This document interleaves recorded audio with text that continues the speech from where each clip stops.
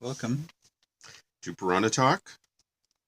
We're doing the Garuda Purana. We're in Kanda 2, the second big section in this edition of the Puranas, in which Garuda meets Vishnu and asks a bunch of questions and gets a bunch of answers.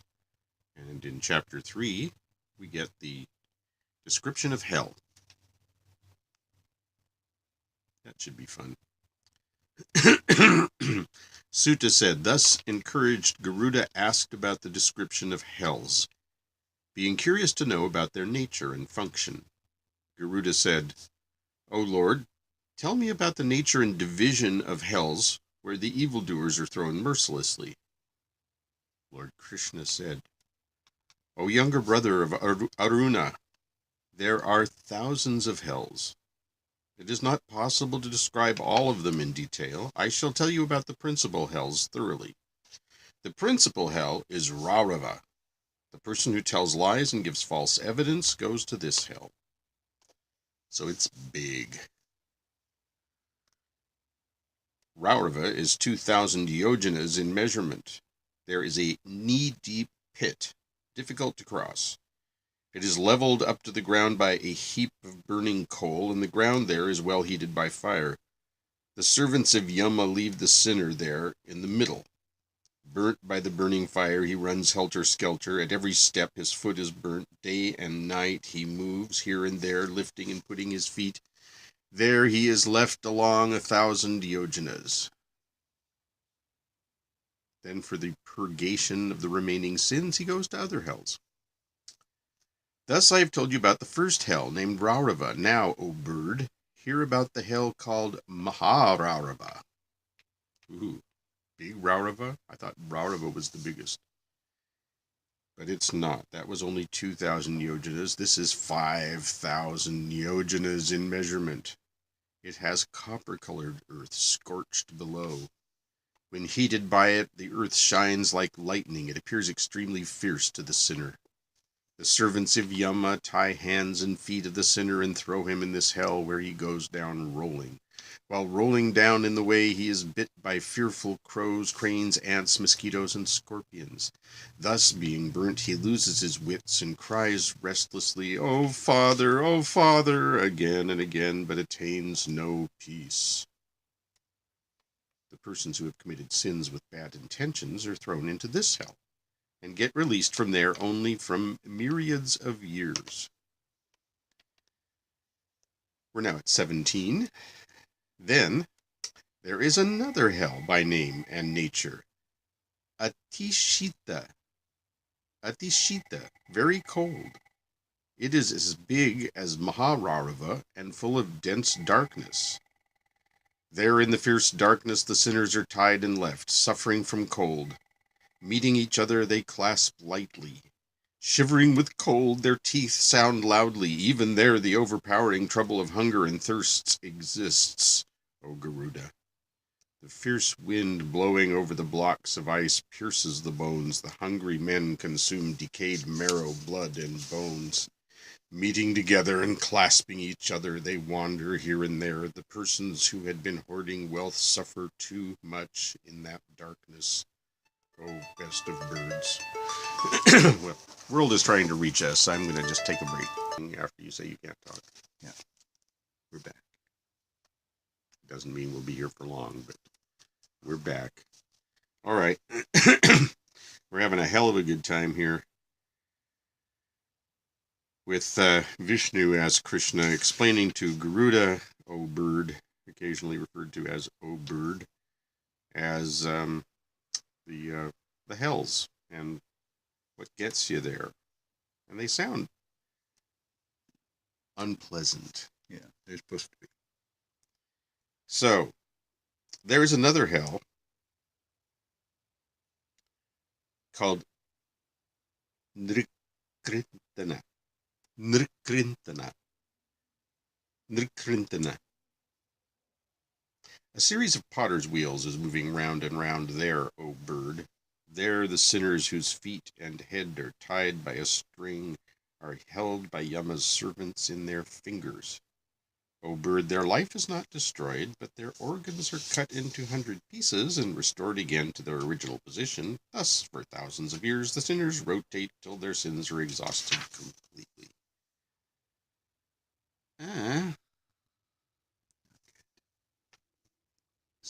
26-27. Now here, I shall tell you about the hell named Apratishta. The people who go to this hell suffer intensely.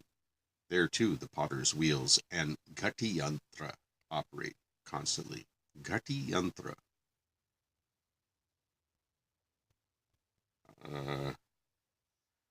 Okay. This is an irrigation machine. It's a water. It raises water. Those sinners who had caused untold sufferings to men are placed there on the potter's wheels and rotate incessantly. They remain there for thousands of years, tied as they are to Gati Yantra, like the water pots. I wonder what Gati Yantra is. That's what I just told you. It's the water lifting thing. It's the water pots on a wheel that lift water and dump it at a higher level. Yantra, you'll recall, we know it's sort of magical, mystical, diagrammatic aspect, but yantra really just means machine or instrument. So this is a Gati yantra machine, and Gati must have something to do with irrigation. The sinners rotate their vomiting blood again and again. Their intestines come out through their mouths, and their eyes are suspended by intestines. Well, how would that work? Never mind. You know, they're the rat fink drawings. Oh, right. Love those. I used to do the rat fink one. I could probably still do it. I did it so like.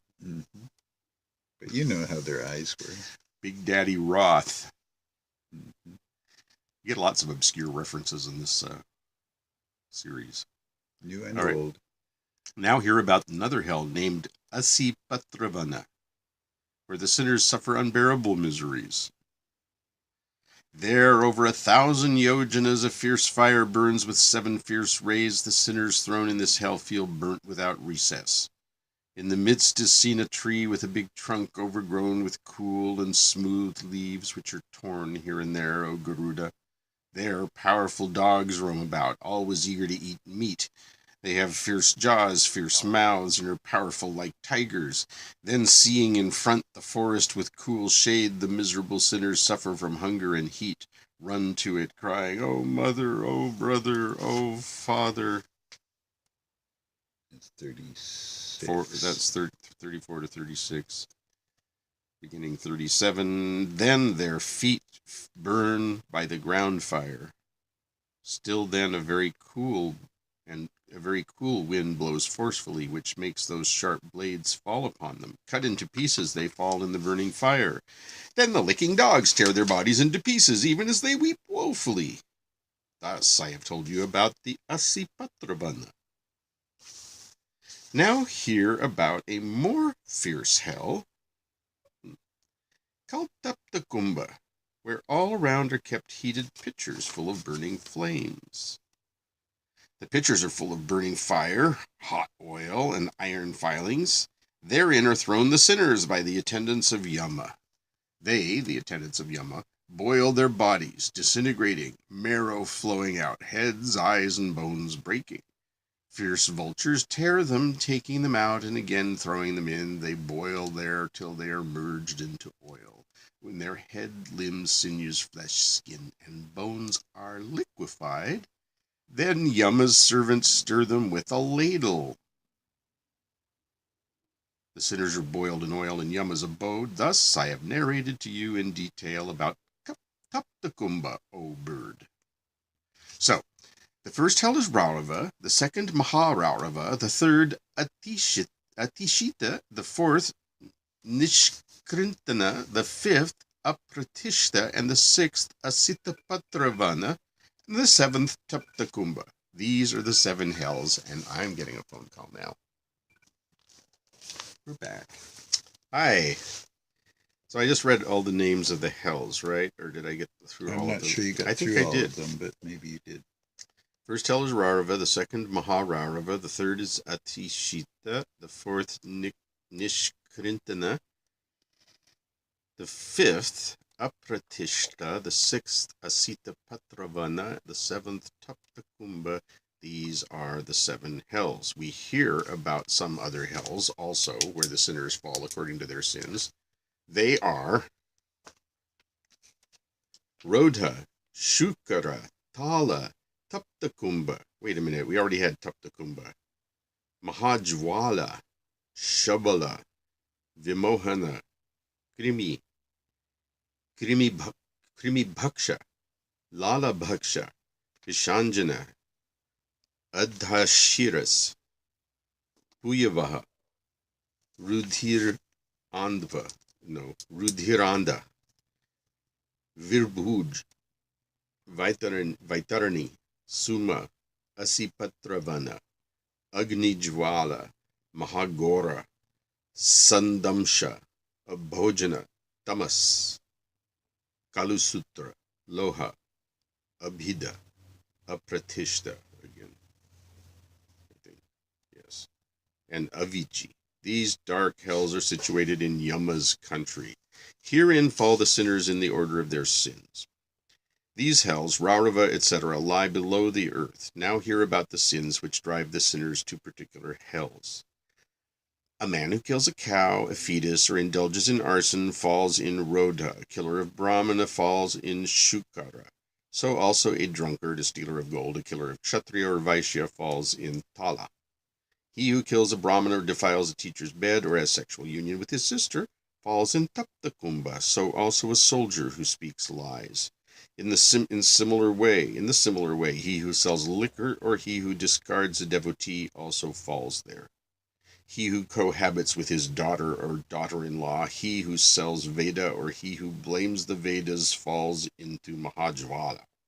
He who insults his teacher or abuses him, or he who cohabits with an unworthy woman falls into Shabala.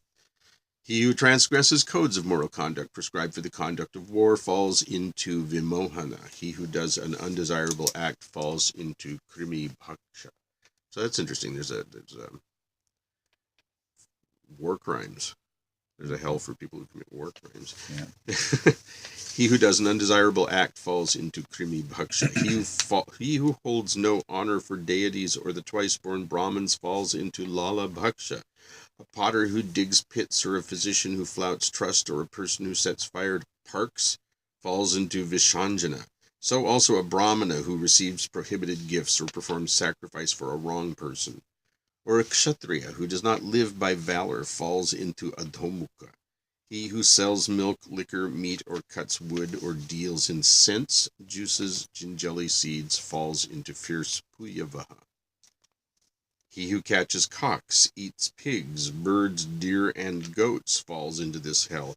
He who deals in buffaloes, or a juggler, or he who sells liquor, an actor or brahmana who is a bird hunter, or a village priest who indulges in arson, or he who administers poison, or he who is a pump, or he who sells soma. Pimp, maybe? I'm going with pimp. Yeah. Or he who sells soma, or a drunkard, a meat eater, or a killer of animals. All these fall into Rudhiranda. Those who administer poison to their guests sitting in a row fall into the fierce hell, Virbhuj. There's no doubt in this. He who drinks wine falls into Vaitarani. He who calls others by bad names falls into Mutra. He who has not lived a pious life falls into Asita Patravana. Asita Patravana. That's the one place with the one cool tree. Also he who is hot-tempered. A deer hunter falls into Agni Jwala, where he's eaten by crows. The person who breaks his vow during the course of sacrifice falls into Sandamsha. So also the brahmacharins who discharge their semen in dream. Celibate students who have nocturnal emissions. There's a special hell for you. God, how Catholic can we be? Pretty Fathers Catholic. who are taught by their sons or who receive orders from them fall into abhojana. In other words, you reverse the pattern. If you're taught by your son, if your son becomes your teacher or gives you orders. Those who perform acts violating the rules of their varna and ashrama on account of anger and pleasure go to hell. Basically, you're cast in your stage of life. Mhm. There is the hot Raudava above, the cold Tamasa below. In this way, the hells are situated one below the other. The climax of misery is due to bad acts, and the climax of joy accrues from good acts. The gods look down and see the fierce hells. The sinners of hell also look up and see the gods above. There are thus hundreds of hells, O bird. Daily in the hell the sinners are cooked, burnt, torn, broken, pounded, moistened, boiled, heated, and blown by winds. A day in hell is equal to 100 years of the mortal. Having crossed these, the sinner is reborn as a worm, a germ, a fly, a one-hoofed creature, a wild elephant, a cow, an ass, a horse, a mule, a buffalo, sharabha, a chamari, a six-hoofed animal, or one having 5 nails. In these and other yonis he takes birth. Now at 83. If born as a human being, he becomes hunchbacked, or a dwarf, or a chandala in wretched yonis. The sinner is born again, and dies again, and again, till he has exhausted his sin and acquired virtue. Then sometime he steps into the yoni of Shudra, or Vaishya, or Kshatriya, or Brahmana, or a deity. Thus I've told you how a sinner falls into hell. Now I shall tell you how and where the virtuous go after death. A much shorter list, I suspect. Yeah, it doesn't go on for that much longer, so yeah. It's not nearly as interesting, but it's nice. Okay, the virtuous obtain good yonis, as directed by Yama. Immediately after good birth, is what they mean. They come out of a highborn vagina. The virtuous obtain good yonis, as directed by Yama. Immediately after the soul leaves the body, the Gandharvas come singing and dancing, adorned with garlands and anklets, and then appear splendid aerial cars decorated with sweet-smelling garlands, which take the virtuous souls to heaven. When their merits are exhausted, the virtuous souls fall from heaven and are born in the houses of kings or nobles of illustrious character, where they enjoy various pleasures. Thus men go up and down the ladder as stated before. Well, I didn't spend much time at all in the good part, did it? Death is certain for the mortals who are born on this earth. The soul of the sinner leaves the body from the downward path, undoubtedly. Earth mingles with earth, water with water, fire with fire, air with air. Sky mingles with sky, pervading all around. In the body there exists love, anger, and 5 organs. Sense organs. O Garuda, there abide thieves in the body, in the form of love, anger, and pride. Mind is the leader of all these. Death is temporal. The jiva, along with sins, virtues, and 5 subtle organs, enter into new body, just as a householder enters into a new house when the old one is burnt. So you move in along with your sins and your virtues and your subtle senses, but not the sense organs, the gross sense organs you leave behind along with. So that's sort of interesting. Yeah, well, they're trying to. You transmigrate with. It wouldn't be possible to without, suffer in hell if you really lost all that, right? You have to have something. In the body exist 7 elements and 7 koshas. Koshas are like the sheaths, I think, the eggs, literally. All these exist in the body. Urine, waste, allied matter, bile, cough, marrow, flesh, fat, bones, semen, sinews, which are destroyed along with the body when the soul departs. Thus I've told you, O bird, about the end of all bodies. Now I shall tell you, O bird, how their body looks like. It is a shrub of sinews adorned with 3 trunks, combined with organs and having 9 openings, full of sensual pleasures, love, anger, desire, and envy, possessing a highway robber in the form of greed, caught in the net of avarice and covered by the cloth of affection. It is bound by illusion and inhabited by greed. These qualities inhere in the bodies of all creatures.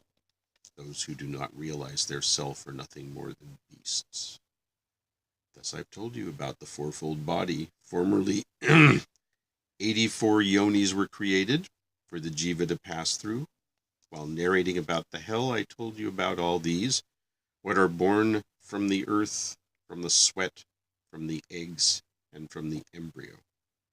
I shall tell you more as and when necessary to do, or do you possess a desire to ask more?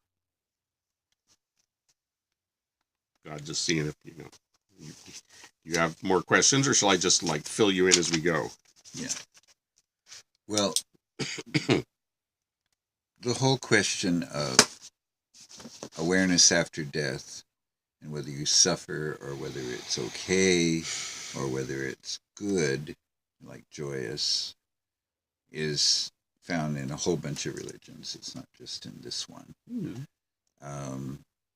But maybe they were talking to each other earlier. Well, I think this must be the case to some extent. There was the whole idea that you might be punished for something you did now after you die is an interesting idea in itself. And it's the source of these transmigration rules that we find, where if you do this, you're born as that. Yeah, well, they're very concerned to make clear that you don't, your debts are not expunged at death. So don't unless, think of course, you do these things that expunge death, or expunge them before you die. Death, or consequences. Yes, like go to Varanasi. Clean up the karma. Right. Clean up your karma before you die. Well, I think that's part of the inducement of telling you these things, so that you can do what you can to clean up your act before you die and avoid the sufferings of hells. This is. I've seen a lot of people, though, at death have anxiety about what's going to happen to them because of this sort of mythology or this sort of cosmology. Yeah. And so I'm not sure how great this is for the practitioner to think this way. But, scaring somebody into being good, how good are they? Time-honored tradition. This is the problem. Time-honored tradition. You scare the hell out of them. If you can't get the hell out of them, then they, then like mingles promise with like. To them that they're going there.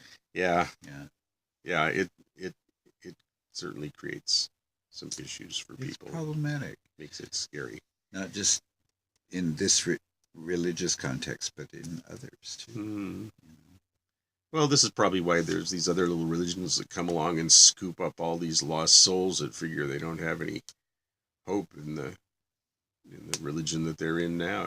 Perhaps they get scooped up by some of these alternate cults that come along. Probably the case. I mean, I'm sure that some religions take advantage of that. I think that to some extent the Bhakti movement that had happened in India in the Middle Ages, if you will, it's in the sort of between the ancient and the later ones. Anyway, the Bhakti movement scooped up a lot of people that were kind of outside of the highest levels of the twice-born caste. It people that it told them that you can get salvation without having to get reborn again and again. Well, we heard this in the first and Tantra is the other aspect.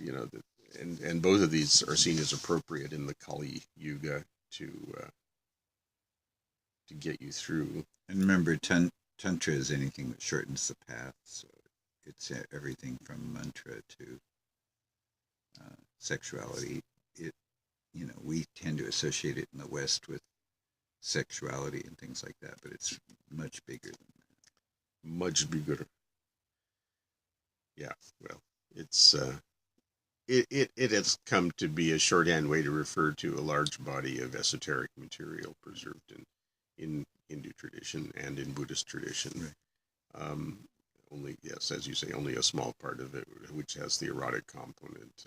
And erotic is even kind of a misnomer. It's not. Eros is not the point. The Kama Sutra is not a tantric text, for example. that's a sensuality It's text. Something yeah, like that. it's an erotic manuscript. It's a book on the art of love, and But when you get into things like the Buddhist practice of sky dancing with dakinis, that's a well, sexual thing that is more yes, transcendental in its orientation. yeah. Well, and to some extent, it's acting out this notion in tantra that they are bringing together the opposites in a sense and rupturing this distinction between subject and object, ultimately between masculine and feminine forces in the universe, between sun and moon, Ira, Pingala, all of these things that get brought together. Anyway, we've gone a little bit off the path, but that's what we do, and where we're both itching the same shoulder at the same time. There's a hell for you. Bye. Bye. We're still on.